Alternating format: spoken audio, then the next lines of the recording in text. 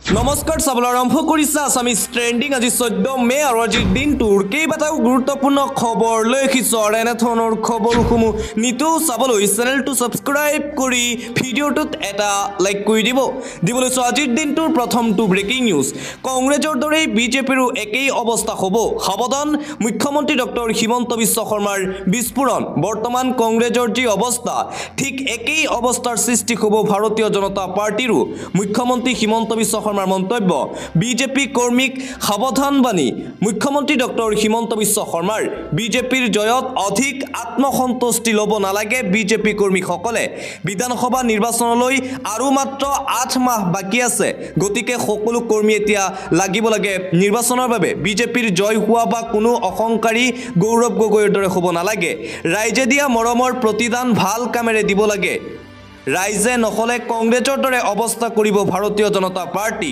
বৰ্তমান কংগ্ৰেছৰ যি অৱস্থা সেয়া অৱস্থাৰ সৃষ্টি হ'ব বিজেপিৰ নৱনিৰ্বাচিত জনপ্ৰতিনিধিক উদ্দেশ্যি মুখ্যমন্ত্ৰী হিমন্ত বিশ্ব শৰ্মাৰ বিস্ফোৰণ কংগ্ৰেছৰ দৰে বিজেপিৰো একেই অৱস্থা হ'ব বুলি মন্তব্য ৰাজ্যৰ মুখ্যমন্ত্ৰী ডক্টৰ হিমন্ত বিশ্ব শৰ্মাৰ আন এটা ব্ৰেকিং নিউজ কচুতলিত উচ্ছেদিত গৃহহীনক প্ৰদান কৰা হ'ব মাটিৰ পট্টা মুখ্যমন্ত্ৰী ডক্টৰ হিমন্ত বিশ্ব শৰ্মাই কৰিছে বৃহৎ ঘোষণা কচুতলিত যি উচ্ছেদ চলোৱা হৈছিল আৰু কচুতলিত উচ্ছেদ চলোৱা মাটি নথকা লোকক মাটিৰ পট্টা দিব বিজেপি চৰকাৰে কচুতলিৰ উচ্ছেদক লৈ মুখ্যমন্ত্ৰী হিমন্ত বিশ্ব শৰ্মাৰ বৃহৎ ঘোষণা অবৈধভাৱে কচুতলিৰ ট্ৰাইবেল বেল্ট দখলকাৰীক কৰা হ'ব সংস্থাপিত ভাৰতীয় বুলি যদি প্ৰমাণ হয় উচ্ছেদিতক আমি মাটিৰ পট্টা দিম বুলি ঘোষণা মুখ্যমন্ত্ৰীৰ দৰং খাৰুপেটিয়াৰ পৰা আহি বহুতেই ইয়াত বেদখল কৰিছে বুলি মন্তব্য মুখ্যমন্ত্ৰীৰ ট্ৰাইবেল বেল্ট এণ্ড ব্লক ঘোষণাৰ পূৰ্বে ইয়াত থকা সকলক আমি উচ্ছেদ নকৰোঁ কচুতলিত উপস্থিত হৈ ৰাজ্যৰ মুখ্যমন্ত্ৰী ডক্টৰ হিমন্ত বিশ্ব শৰ্মাৰ এই বৃহৎ ঘোষণা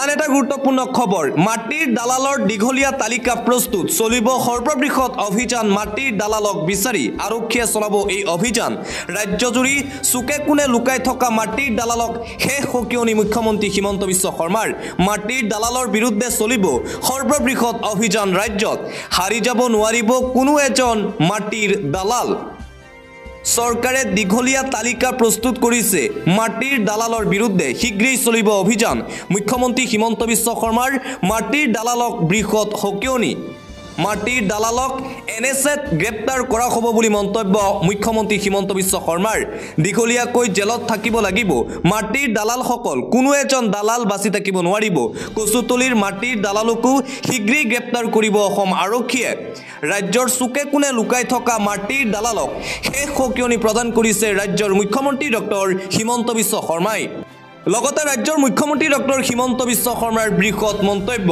অবৈধ দখলকাৰী সাৱধান কচুতলিত আকৌ চলিব উচ্ছেদ অভিযান কচুতলিত উপস্থিত হৈ সৰব হৈ পৰিছে ৰাজ্যৰ মুখ্যমন্ত্ৰী ডক্টৰ হিমন্ত বিশ্ব শৰ্মা অবৈধ দখলকাৰী সাৱধান হৈ যাওক পুনৰ চলিব বৃহৎ উচ্ছেদ অভিযান কচুতলিত আকৌ চলিব সৰ্ববৃহৎ উচ্ছেদ অভিযান বিজেপি চৰকাৰৰ দ্বাৰা সৰব ৰাজ্যৰ মুখ্যমন্ত্ৰী ডক্টৰ হিমন্ত বিশ্ব শৰ্মা আজি উপস্থিত হৈছিল কচুতলিত মুখ্যমন্ত্ৰী ট্ৰাইবেল বেল্ট এণ্ড ব্লক গঠন হোৱাৰ পিছত নতুন কোনো মানুহ আহিব নোৱাৰে ট্ৰাইবেল বেল্ট এণ্ড ব্লক গঠন হোৱাৰ পিছত অহাসকলক উচ্ছেদ কৰা হ'ব কচুতলিত প্ৰায় 1000 বিঘা মাটি খালী কৰা হৈছে বেদখলকাৰীৰ পৰা ট্ৰাইবেল বেল্ট এণ্ড ব্লক গঠন হোৱাৰ আগত অহা কোনো লোকক দিগদাৰ কৰা হোৱা নাই ট্ৰাইবেল বেল্ট এণ্ড ব্লক গঠন হোৱাৰ পিছত অহা লোককহে যাবলৈ দিয়া হৈছে কচুতলিৰ পৰা অবৈধ বেদখলকাৰী সাৱধান হৈ যাওক পুনৰবাৰ বেদখলকাৰীৰ বিৰুদ্ধে সৰব হৈ পৰিছে ৰাজ্যৰ মুখ্যমন্ত্ৰী ডক্টৰ হিমন্ত বিশ্ব শৰ্মা দিবলৈ চোৱা আন এটা অতিকৈ গুৰুত্বপূৰ্ণ খবৰ পঞ্চায়ত নিৰ্বাচনত বিৰোধীৰ পৰাজয়ৰ বাবে জগৰীয়া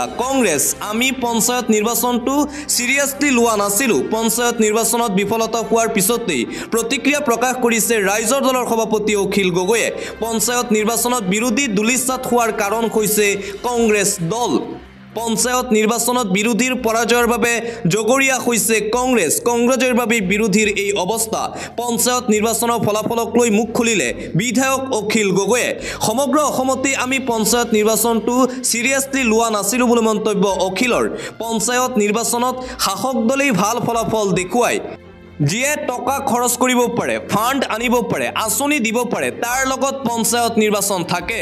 ভূপেন বৰাই পঞ্চায়ত নিৰ্বাচন অনুষ্ঠিত কৰিবৰ বাবে কিয় হেঁচা দিছিল সেয়া এতিয়া ৰহস্যৰ বিষয়। পঞ্চায়ত নিৰ্বাচনত আমি সকলো ৰাজনৈতিক দলৰ ভিতৰত চতুৰ্থ স্থানত আছোঁ।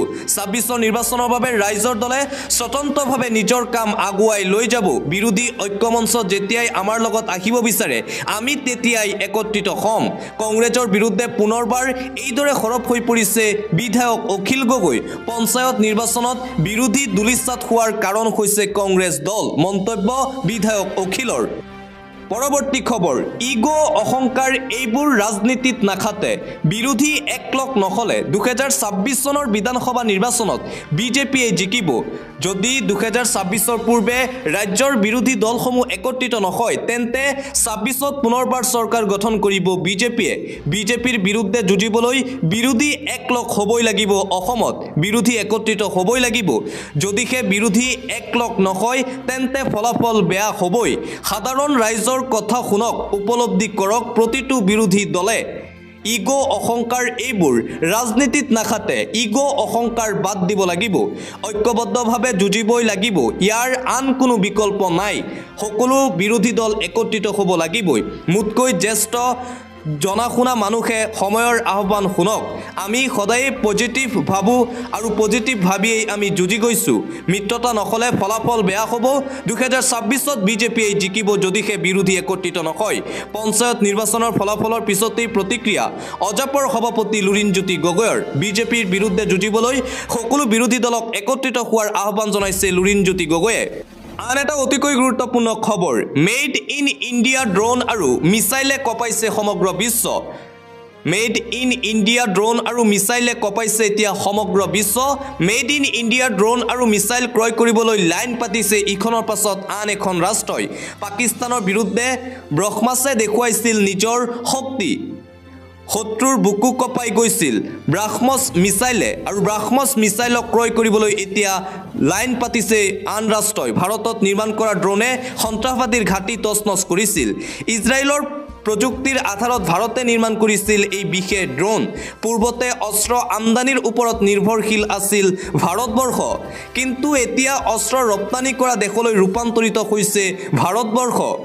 ভাৰতে দেখুৱাইছে সমগ্ৰ বিশ্বক নিজৰ শক্তি, আৰু ভাৰতত নিৰ্মাণ কৰা ড্ৰোন আৰু মিছাইল ক্ৰয় কৰিবলৈ এতিয়া বিশ্বৰ ৰাষ্ট্ৰসমূহ আহিছে ভাৰতৰ ওচৰলৈ। 10 বছৰত ভাৰতৰ প্ৰতিৰক্ষা 34 গুণলৈ বৃদ্ধি পাইছে, আৰু ভাৰতৰ শক্তি দেখি এতিয়া সমগ্ৰ বিশ্বই ভাৰতৰ ওচৰত আহিছে ভাৰতৰ মিছাইল আৰু ড্ৰোন ক্ৰয় কৰিবলৈ। আন এটা ইণ্টাৰনেশ্যনেল ব্ৰেকিং নিউজ, ভয়ংকৰ মিছাইল আক্ৰমণ, 51 জনৰ মৃত্যু, আহত কেইবাজনো। পুনৰবাৰ গাজাৰ ওপৰত ভয়ংকৰ আক্ৰমণ কৰিছে ইজৰাইলে। ইজৰাইলে অব্যাহত ৰাখিছে আক্ৰমণ। ভাৰত পাকিস্তানৰ উত্তেজনাৰ মাজতেই গাজাত লাগিছে হাহাকাৰ। ইজৰাইলৰ ফালৰ পৰা ভয়ংকৰ আক্ৰমণ। ইজৰাইলৰ ভয়ংকৰ মিছাইল আক্ৰমণত পুনৰ তছনছ হৈছে গাজা।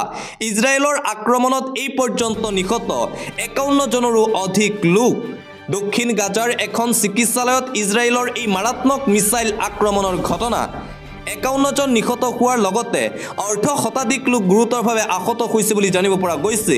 চিকিৎসালয়ৰ ভূমহলাৰ তলত সন্ত্ৰাসবাদীৰ আন্তঃগাঁথনি আছিল বুলি কৰা হৈছিল সন্দেহ। ভাৰত পাকিস্তানৰ উত্তেজনাৰ মাজতেই গাজাত হাহাকাৰ পৰিস্থিতিৰ সৃষ্টি হৈছে, কিয়নো গাজাৰ ওপৰত পুনৰ ভয়ংকৰ মিছাইল আক্ৰমণ কৰিছে ইজৰাইলে। আন এটা অতিকৈ গুৰুত্বপূৰ্ণ খবৰ, এটা ব্ৰেকিং নিউজ, সুফিয়া কুৰেশ্বি সন্ত্ৰাসবাদীৰ ভগ্নী, মন্তব্য বিজেপিৰ মন্ত্ৰী। এবাৰ ভাৰতীয় জনতা পাৰ্টিৰ এজন মন্ত্ৰীয়ে যি মন্তব্য কৰিছে সেই মন্তব্যক লৈ এতিয়া সমগ্ৰ ভাৰতজুৰি সৃষ্টি হৈছে বিতৰ্ক। কৰ্ণেল সুফিয়া কুৰেশ্বীক লৈ বিতৰ্কিত মন্তব্য বিজেপিৰ মন্ত্ৰীৰ। কৰ্ণেল সুফিয়া কুৰেশ্বীক সন্ত্ৰাসবাদীৰ ভগ্নী আখ্যা বিজেপিৰ মন্ত্ৰীগৰাকীৰ। তাৰ পিছতেই ভাৰতজুৰি বিতৰ্ক। মধ্যপ্ৰদেশৰ বিজেপি মন্ত্ৰী বিজয় শাহে মঙ্গলবাৰে কৰে এই বিতৰ্কিত মন্তব্য কৰ্ণেল সুফিয়াক লৈ। মঙ্গলবাৰে ইন্দোৰত এক জনসমাৱেশত কৰ্ণেল সুফিয়াক সন্ত্ৰাসবাদী আখ্যা দিয়ে বিজেপিৰ মন্ত্ৰীগৰাকীয়ে। সন্ত্ৰাসবাদীক ধ্বংস কৰিবলৈ তেওঁলোকৰ ভগ্নীক পঠোৱা হৈছিল বুলি মন্তব্য বিজয় শাহৰ। আৰু বিজয় শাহৰ এই মন্তব্যৰ পিছতে এতিয়া জাঙুৰ খাই উঠিছে সকলো। বিজয় শাহৰ মন্তব্যক লৈ কঠোৰ ব্যৱস্থা গ্ৰহণৰ দাবী উত্থাপন কৰিছে বিৰোধীয়ে। তীব্ৰ বিতৰ্কৰ পিছত নিজৰ মন্তব্যক লৈ ক্ষমা প্ৰাৰ্থনা বিজেপিৰ মন্ত্ৰীগৰাকীৰ। কৰ্ণেল সুফিয়া কুৰেশিক লৈ এবাৰ চৰম বিতৰ্কিত মন্তব্য কৰিছে ভাৰতীয় জনতা পাৰ্টিৰ এজন মন্ত্ৰীয়ে। আন এটা ব্ৰেকিং নিউজ, পুনৰ ভাৰতীয় সেনাৰ সফলতা দেখিবলৈ পোৱা গৈছে।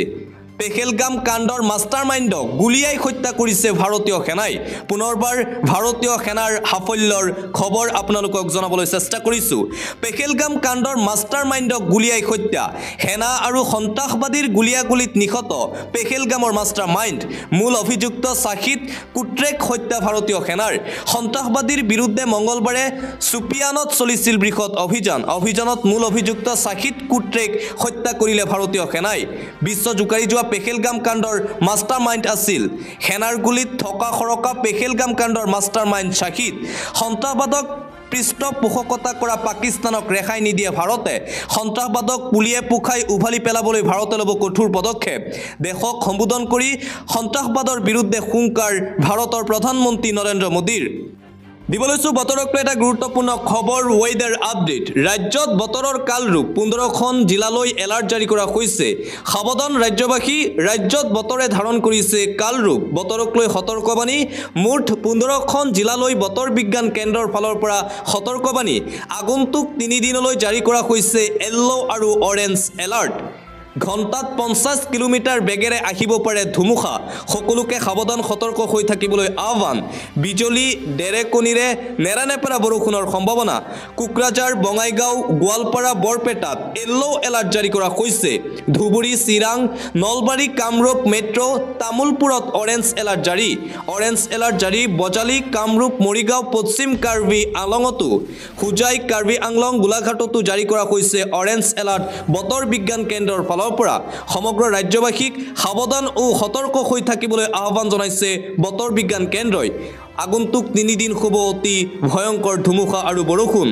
পৰৱৰ্তী খবৰ, ভাৰত পাক সংঘাতৰ মাজতেই বৈদেশিক মন্ত্ৰী এছ জয়শংকৰৰ নিৰাপত্তা বৃদ্ধি কৰা হৈছে। ভাৰত পাকিস্তানৰ মাজত চলি আছে উত্তেজনা আৰু তাৰ মাজতেই বৈদেশিক মন্ত্ৰীৰ নিৰাপত্তা বৃদ্ধি। বৈদেশিক মন্ত্ৰী এছ জয়শংকৰৰ নিৰাপত্তা বৃদ্ধি গৃহ বিভাগৰ ফালৰ পৰা। 33 কামাণ্ডাৰ বৃদ্ধি, অন্তৰ্ভুক্ত আৰু এখন বুলেট প্ৰুফ বাহন। ভাৰত পাক সংঘাতৰ মাজতে মন্ত্ৰীগৰাকীৰ জীৱনৰ প্ৰতি আহিব পাৰে ভাবুকি। দিল্লীস্থিত বাসগৃহৰ আশে পাশে বৃদ্ধি কৰা হৈছে নিৰাপত্তাৰ ব্যৱস্থা। এতিয়াৰে পৰা মন্ত্ৰীগৰাকীৰ কনভয়ত থাকিব 33 গৰাকী অতিৰিক্ত কামাণ্ডো। কনভয়ত অন্তৰ্ভুক্ত কৰা হৈছে আন এখন বুলেট প্ৰুফ বাহন। দিবলৈছো আন এটা ব্ৰেকিং নিউজ, নাভুত নাছৰুত ঘটনা সংঘটিত হৈছে। প্ৰথম দিনা বিজয়ী হোৱা মতিউৰ ৰহমান পিছদিনা হ'ল পৰাজিত। জালিয়াতি, ভুল নে আন কিবা? পঞ্চায়ত নিৰ্বাচনৰ ভোট গণনা অন্তত পোহৰলৈ আহিছে এক ভয়ংকৰ ঘটনা। পঞ্চায়ত নিৰ্বাচনত নাভুত নাছৰুত কাণ্ড সংঘটিত হৈছে। প্ৰথম দিনা বিজয়ী হোৱা মতিউৰ ৰহমান পিছদিনা হ'ল পৰাজিত। ভোট গণনা কেন্দ্ৰত নিৰ্বাচনী বিষয়াৰ বিৰুদ্ধে জালিয়াতিৰ অভিযোগ উত্থাপন কৰা হৈছে। প্ৰাৰ্থী মতিউৰ ৰহমানক প্ৰথম দিনা বিজয়ী ঘোষণা কৰি পিছদিনা পৰাজয় ঘোষণা কৰাৰ অভিযোগ। দলগাঁও সমষ্টিৰ বিশুদিয়া গাঁও পঞ্চায়তৰ ঘন শিমলু গাঁৱৰ 2 নং ৱাৰ্ডৰ প্ৰাৰ্থী আছিল। ঘটনাৰ পিছতেই ওলাই আহিছে শ লোক সাব্যস্ত কৰিছে প্ৰতিবাদ। নিৰ্বাচনী বিষয়াৰ বিৰুদ্ধে প্ৰতিবাদ মতিউৰ ৰহমান আৰু সমৰ্থক ৰাইজৰ। শীঘ্ৰেই উচিত তদন্তৰ দাবী উত্থাপন কৰিছে শ ৰাইজে। পঞ্চায়ত নিৰ্বাচনত এই ঘটনা। দিবলৈছো আন এটা ব্ৰেকিং নিউজ, ভাৰতে ঘূৰাই আনিলে পাকিস্তানত বন্দী হৈ থকা ভাৰতৰ BSF জোৱানক। ভাৰতৰ ভয়ত পাকিস্তানে এৰি দিলে ভাৰতীয় জোৱানজনক। প্ৰায় 20 দিন কাৰাবন্দী হৈ আছিল পাকিস্তানত BSF জোৱানজন। ভাৰতে ঘূৰাই আনিলে পাকিস্তানত বন্দী হৈ থকা BSF জোৱান। ভাৰতৰ ভয়ত পাকিস্তানে এৰি দিলে জোৱানজনক। BSF জোৱানজনৰ নাম পূৰ্ণম কুমাৰ শ্ব আৰু পাকিস্তানত বন্দী হৈ আছিল। কৰ্তব্যৰত অৱস্থাত 23 এপ্ৰিলত জোৱানজনে ভুলবশতঃ প্ৰৱেশ কৰিছিল পাকিস্তানত। আটাৰী ৱাঘা সীমান্তৰে ভাৰতক ঘূৰাই দিছে জোৱানজনক পাকিস্তানে। সীমান্তত ফিৰোজপুৰ অঞ্চলত কৰ্তব্যত নিয়োজিত হৈ আছিল জোৱানজন। পাকিস্তানৰ ভূমিত প্ৰৱেশ কৰাৰ বাবে পাক ৰেঞ্জাৰে কৰিছিল গ্ৰেপ্তাৰ BSF জোৱানজনক। অৱশেষত 20 দিনৰ অন্তত ভাৰতক ঘূৰাই দিলে জোৱানজন। ভাৰতৰ ভয়ত পাকিস্তানে ঘূৰাই দিলে জোৱানজনক। আন এটা গুৰুত্বপূৰ্ণ খবৰ, ৰাজ্যত আচলতে এইবোৰ হ'বলৈ ধৰিছে কি?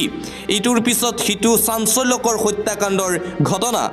অবৈধ প্ৰেমৰ বাবে হত্যাকাণ্ডৰ ঘটনা ৰাজ্যত ভয়ংকৰ হত্যাকাণ্ডৰ ঘটনা পোহৰলৈ আহিছে তেজেৰে লুতুৰি পুতুৰি অৱস্থাত উদ্ধাৰ শাহুৱেকৰ মৃতদেহ 2 বছৰ পূৰ্বে স্বামীখাৰা হোৱা মহিলাৰ প্ৰেমৰ বাবে সংঘটিত হৈছে এই ঘটনা বিধৱা মহিলাৰ প্ৰেমিকে মহিলাগৰাকীৰ শাহুৱেকক হত্যাৰ অভিযোগ ৰক্তাক্ত অৱস্থাত এখন দোকানত উদ্ধাৰ ফুলেশ্বৰী ৰাভা বৰ্মন নামৰ এগৰাকী মহিলাৰ মৃতদেহ 2 সন্তানৰ মাতৃ স্বামীখাৰা মহিলাৰ সৈতে প্ৰেমৰ সম্পৰ্ক আছিল দিব্যজ্যোতিৰ প্ৰেমিক দিব্যজ্যোতি ৰাভাই শেষ কৰিলে শাহুৱেক ফুলেশ্বৰীৰ জীৱন গোৱালপাৰাৰ দুধনৈৰ উদয়পুৰত নিশা সংঘটিত হৈছে এই হত্যাকাণ্ডৰ ঘটনা ৰাজ্যত পুনৰবাৰ ভয়ংকৰ হত্যাকাণ্ডৰ ঘটনা পোহৰলৈ আহিছে আন এটা অতিকৈ গুৰুত্বপূৰ্ণ খবৰ আৰু মাত্ৰ কেইটামান ঘণ্টা বাকি আছে কাইলৈ কোটি কোটি মুছলমানৰ বাবে আহিব পাৰে ভাল খবৰ ওয়াকফ আইনক লৈ সুপ্ৰিম কোৰ্টে ল'ব ডাঙৰ সিদ্ধান্ত কাইলৈ যেহেতু 15 মে আৰু কাইলৈ হ'ব ডাঙৰ শুনানি কোটি কোটি মুছলমানৰ বাবে আহিব পাৰে এটা ডাঙৰ খবৰ দেশৰ সৰ্বোচ্চ ন্যায়ালয়ত কাইলৈ হ'ব ওয়াকফ সংশোধনী আইনক লৈ গুৰুত্বপূৰ্ণ শুনানি দেশৰ মছজিদে দোৱা কৰিছে ভাৰতৰ কোটি কোটি মুছলমান ৰাইজৰ আশা সুপ্ৰিম কোৰ্টে ৰায় দিব মুছলমানৰ পক্ষত যোৱা 5 মেটো গ্ৰহণ কৰা হৈছিল ওয়াকফক লৈ শুনানি আৰু পৰৱৰ্তী শুনানি ধাৰ্য কৰা হৈছিল 15 মেলৈ আৰু কাইলৈ অনুষ্ঠিত হ'ব ওয়াকফ আইনৰ পৰৱৰ্তী শুনানি ওয়াকফক লৈ প্ৰথমে শুনানি গ্ৰহণ কৰিছিল প্ৰাক্তন ন্যায়াধীশ সঞ্জীৱ খান্নাৰ বিচাৰপীঠে কাইলৈ ওয়াকফক লৈ ৰায়দান দিব সৰ্বোচ্চ ন্যায়ালয়ৰ নৱযুক্ত মুখ্য ন্যায়াধীশ বি.আৰ. ঘাভাই ওয়াকফক লৈ দেশজুৰি হৈছিল তীব্ৰ প্ৰতিবাদ হৈছিল হিংসাত্মক ঘটনা ৰাজপথৰ পৰা আদালত পাইছিল গৈ ওয়াকফ সংশোধনী আইন আৰু কাইলৈ মুখ্য ন্যায়াধীশ বি.আৰ. ঘাভাৰ ওপৰত দৃষ্টি নিবদ্ধ হৈ থাকিব ভাৰতৰ জনতাৰ কোটি কোটি মুছলমানৰ বাবে কাইলৈ আহিব পাৰে ডাঙৰ খবৰ